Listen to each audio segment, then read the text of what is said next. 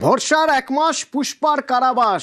আর যখন ফলতায় খবর এলো যে নেপাল সীমান্ত থেকে পুষ্পাকে জালে তোলা হয়েছে, তখন ফলতার ত্রাস জাহাঙ্গীরের বাড়ির ছবিটা একবার দেখবেন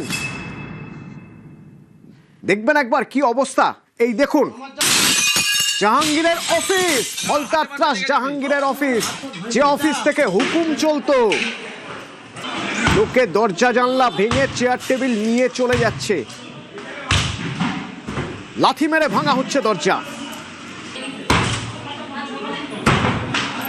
ভরসার এক মাস, জালে পুষ্পা জড়াতেই এবার ত্রাসের ঘরে, ত্রাসের অফিসে ভাঙচুর।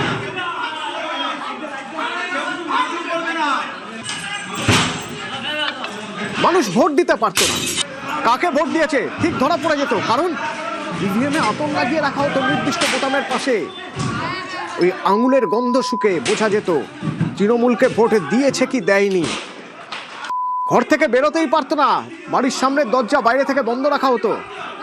সেই সব দিন পার হয়ে এসেছে। যদি অন্য কোনো দিকে ভোট যায়, ধর্ষণের হুমকি। আজ সেই মানুষগুলো বেরিয়ে পড়েছে। যে পার্টি অফিস থেকে নির্দেশ যেত কোন পাড়ায় মোড়ের মাথায় বাইক নিয়ে দাঁড়িয়ে থাকবে লোকজন যাতে সেই পাড়ার লোকে ভোট দিতে না পারে, সেই পার্টি অফিসে ভাঙচুর শুরু হয়েছে।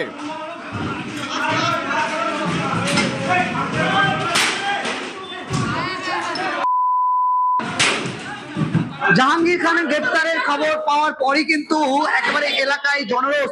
তার যে দলীয় কার্যালয়, সেই দলীয় কার্যালয়ের মধ্যে কিন্তু জনরোষ এবং পার্টি অফিস ভাঙচুর করা চলছে, যেখানে একেবারে যে পরিস্থিতিতে তার পার্টি অফিসে ভাঙচুর চালানো হচ্ছে। একদিকে যেমন সেই পার্টি অফিসের ভেতরে মজুত করে রাখা হয়েছিল মদের বোতল, আমি দেখানোর চেষ্টা করছি যে মদের বোতল, যেখানে আলমারির ভেতরে মদের বোতল এবং সারি সারি মদের বোতল। শুধু মদের বোতল নয়, এখানে ত্রাণের ত্রিপল সহ একাধিক যে একেবারে ত্রাণের ত্রিপল শুরু করে লাঠি থেকে শুরু করে নানান জিনিসপত্র, এবং এদিকে দেখা যাচ্ছে যে যে সেবাশ্রয় ক্যাম্প, সেই সেবাশ্রয় ক্যাম্পের যে ওষুধ, সেই ওষুধও কিন্তু এখানে মজুত করা রয়েছে। পাশাপাশি সাদা থান রয়েছে। এই যে কাপড়, এই সাদা কাপড় কোথায় ছিল? এটা এখানেই ছিল। তো কি দেখলেন? ওরা রেখে দিয়েছিল সাদা থান, মেরে দেবে বলে সাদা থান রেখে দিয়েছিল। জাহাঙ্গীর খান গ্রেপ্তার হয়েছে, কি বলবেন এতে? কি বলবেন? চোর আমাদের উপরে 2021 থেকে যা অত্যাচার করে আসছে, ঠিক আছে, ওকে আমরা আমাদের হাতে তুলে দিন। একটাই রায়, আমাদের হাতে তুলে দিন, আমরা ব্যবস্থা করব। পার্টি অফিস থেকে কি কি পাওয়া যাচ্ছে?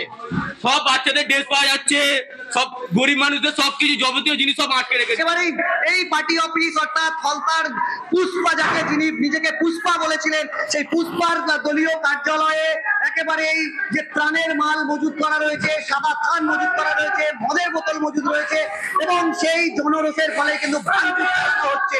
দক্ষিণ 24 পরগনা, ফলতা থেকে আনিসুদ্দিন মোল্লা, নিউজ 18 বাংলা।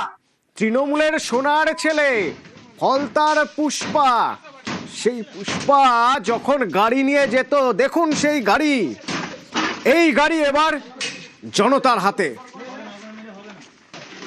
জনতা ভাঙছে গাড়ি। এই গাড়িতে করে পুষ্পা গাড়ি দেখেই ভয় লাগতো। যদি কোথাও গাড়ি থামতো ভয় লাগতো, নেমে আসবে না তো ফলতার ত্রাস। সেই গাড়ির দখল এবার জনতার হাতে। ভাঙচুর করে নিজেদের এত দিনের রাগ, এত দিনের ক্ষোভ মেটাচ্ছেন তারা।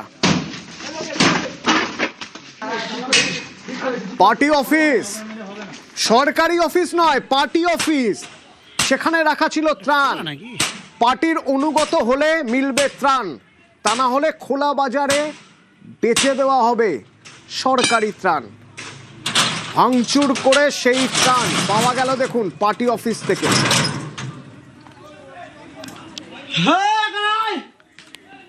তৃণমূলের পতাকা বিছিয়ে রাখা, আর রয়ে গেছে ত্রাণ। দুর্গত মানুষরা যখন ত্রাণের জন্য হাহাকার, ত্রাণ কোথায় বলা হচ্ছে, ত্রাণ তো পৌঁছে গেছে এলাকায়।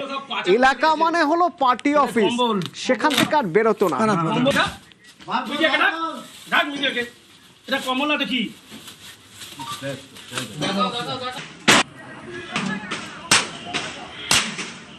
খোলা নাকি?